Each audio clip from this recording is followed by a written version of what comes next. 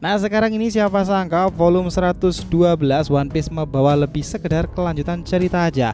Karena SBS di sini penuh dengan bocoran menggila yang bisa mengubah cara kita memandang karakter-karakter besar loh nakama. Dari rahasia silsilah Gunko hingga daftar lengkap kru Roger dengan peran-peran tersembunyinya. Oda benar-benar menumpahkan info yang selama ini tersembunyi di balik layar. Bahkan karakter-karakter yang dulu cuma sekedar hiasan ternyata punya cerita besar di baliknya.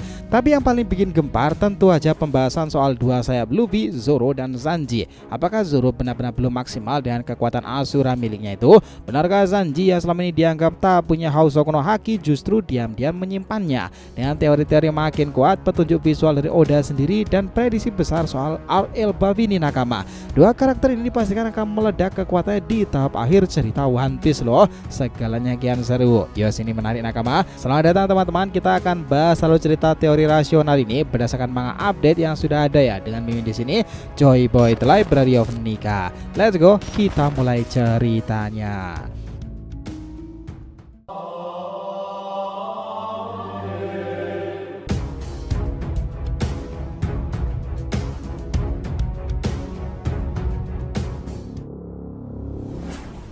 Oh ya, biar terus bisa berinteraksi dengan kalian, subscribe di channel ini ya, dan bantu ramein video ini pula, oke? Disclaimer, ini adalah hipotesa dari teori resmi, bukanlah alur cerita ya. Kita sudah menandai di bagian atas thumbnail alur teori dan juga alur cerita. Jadi feel free nakama lebih menikmati yang versi mana, oke? Yuk kita masuk ke pembahasannya. Nah sekarang ini kita akan ngebahas informasi menarik dari SBS One Piece volume ke-112 dan juga perkembangan terbaru soal kekuatan Zoro dan Sanji. Sebelum itu ada satu perubahan kecil dalam lore karakternya. Nama belakang Gunko nakama telah diperbarui loh.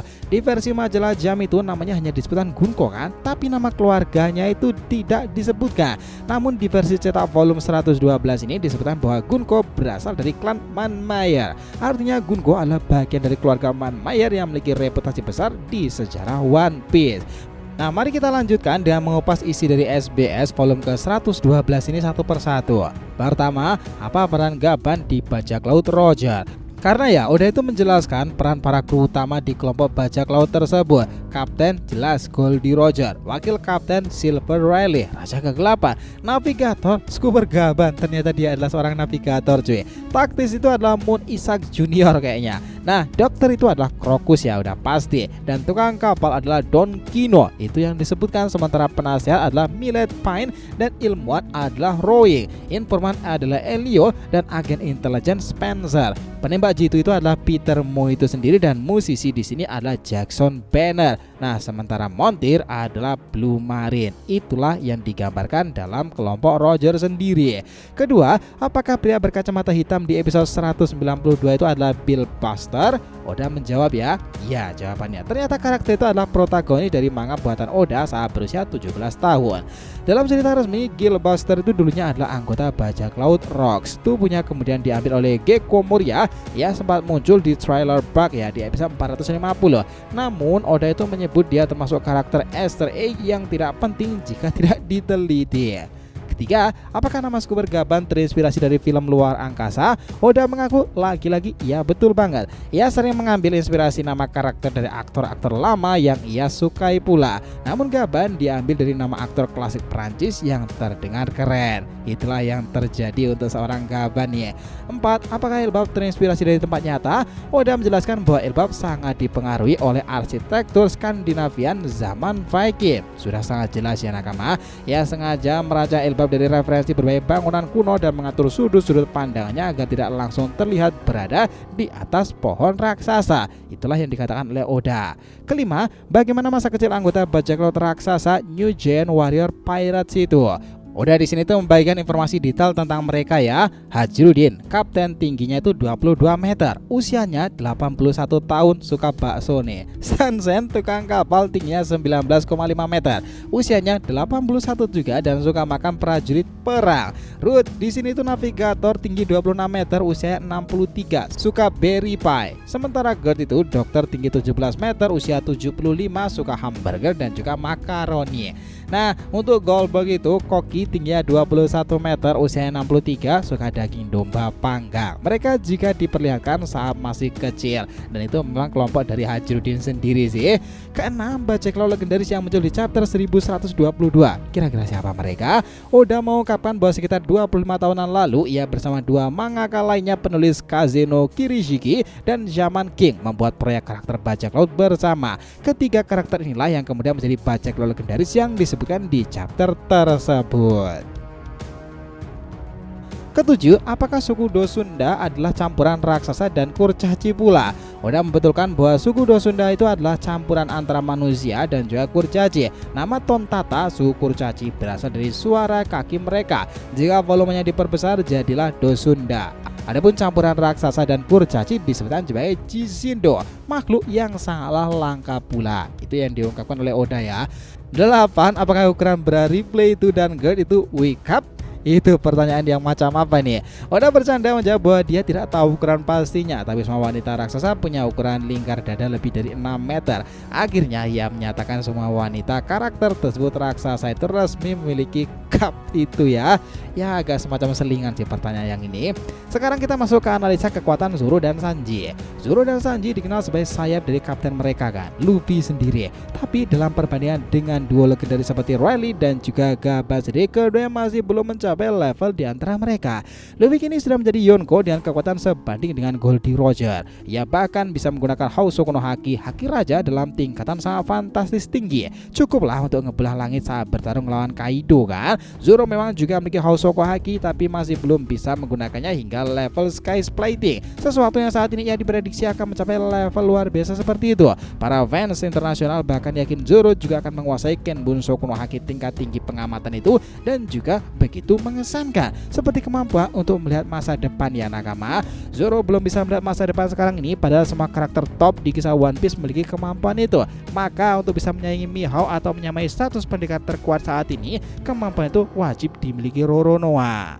Selain itu ya nakama, teknik Asura milik Zoro juga akan berkembang. Di Wano Kuni, Zoro secara tidak sadar melapisi Asura dengan Housoku Haki untuk melukai Kaido kan. Gaban bahkan mengkritik Zoro karena punya Housoku tapi tidak sadar akan kekuatannya. Maka dari itu, banyak yang percaya di RL Bab ini nanti Zoro akan benar-benar memahami dan menguasai kekuatan Asuranya secara penuh. Bisa jadi karena nakama, kekuatan Asura ini adalah warisan unik dari klan Shimotsuki, keluarga Zoro sendiri kan. Para fans meyakini selama ini Zoro hanya bisa memakai Asura dalam waktu singkat karena kekuatannya masih liar dan belum sepenuhnya dikontrol.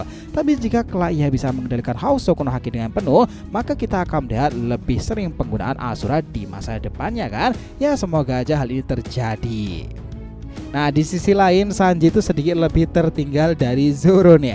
Meskipun ia punya Busoshoku Haki alias haki persenjataan ya, dulunya ia sempat kalah saat bertarung melawan Virgo kan. Ya si tulang kakinya itu bahkan retak loh. Ketika melawan Doflamingo pun ia tak mampu melepaskan diri dari benang kendali yang terlapis haki.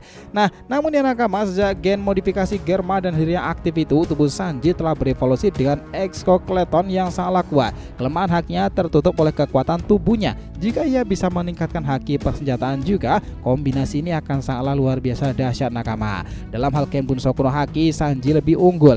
Ia bisa mendeteksi perempuan dari jarak jauh ya. Nah ini memang kanon sih. Bahkan ia bisa menghindari serangan mendadak dari Katakuri dan juga mendeteksi pergerakan Queen yang menghilang pula. Tapi kemampuan untuk melihat masa depan masih belum dirinya miliki. Malahan ya, terbesar masalah Sanji itu adalah ketidakhadirannya Housou no Haki itu. Dia tidak menunjukkan tanda-tanda miliknya seperti Zoro atau bahkan Luffy. Tapi ya nakama, akhir-akhir ini banyak sekali petunjuk tersembunyi yang muncul teori bahwa Sanji juga memilikinya. Contoh, volume 100 menampilkan Sanji bersama karakter lain yang punya Housou no Haki. Judul volume 100 sendiri adalah Housouku no. Buku yang sedang dibaca Sanji tertulis C yang dikatakan dengan Color of the Quanskiror, Housouku no Haki kan. Oda menggambar momen saat Gaban menyebut soal Housouku dan kamera memperlihatkan Sanji dan Zoro secara bersamaan. Saat Sanji memukul Luffy dengan tinju penuh cinta itu, Luffy justru merasakan sakit nih.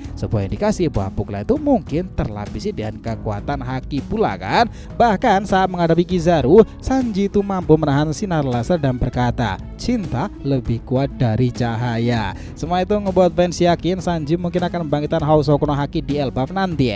Bila itu terjadi, kekuatannya akan meningkat secara drastis ya nakama. Padahal ya dengan Exclaton dan teknik EV Jambe aja ia sudah mampu mengalahkan Queen. Bayangkan kalau ia menambahkan Housou Kuno Haki itu, maka bisa aja ia menjadi tangan kiri setara Zoro yang sudah jadi tangan kanan dari Monkey D. Luffy sendiri kan. Segalanya kian benar-benar menarik tuh. Jadi kalau mau disimpulkan, Zoro Sanji saat ini berada dalam jalur berbeda namun menuju tujuan sama, menjadi sayap sejati Raja Bajak Laut. Zoro telah mendekati kekuatan legendaris itu, sementara Sanji menunjukkan pertumbuhan pesat meski masih banyak teka-teki tersisa.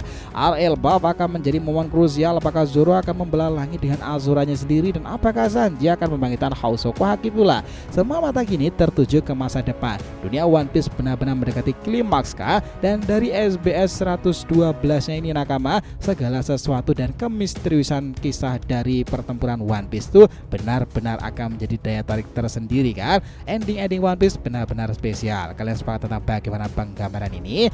Itulah tadi ya penjelasan kita mengenai apa yang terjadi tentang update One Piece terbarunya. Terima kasih banyak telah menonton cerita ini sampai akhir. Jika kalian punya pendapat, langsung aja komentar di bawah dan kita akan usahakan respon. Oke, sampai jumpa di video selanjutnya nakama, dan Joy Boy Sang Nika telah kembali ke peradaban One Piece.